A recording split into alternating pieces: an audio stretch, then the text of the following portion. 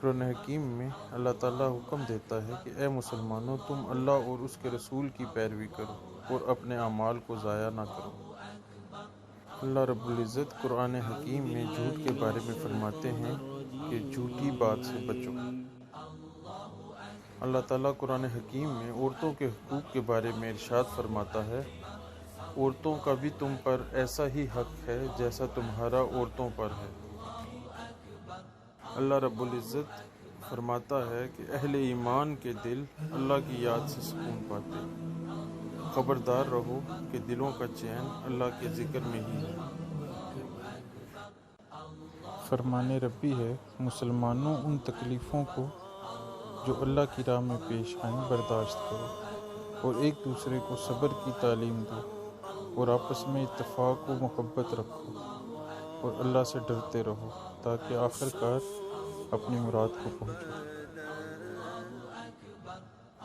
قرآن حکیم میں اللہ تعالیٰ ارشاد فرماتا ہے، بہترین لباس تقویٰ کا لباس ہے۔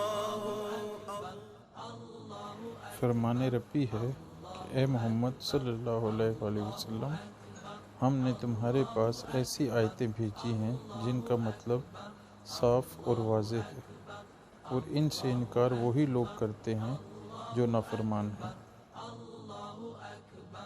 فرمان ربی ہے، اے محمد صلی اللہ علیہ وآلہ وسلم، تم اخلاق کے بڑے درجے پر ہو۔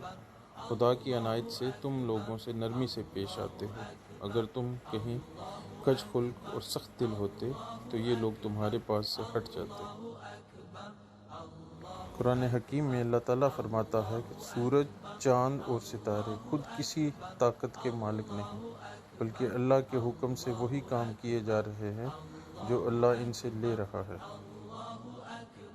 سبحان اللہ، سبحان اللہ، سبحان اللہ، سبحان اللہ، الحمد للہ، الحمد للہ، الحمد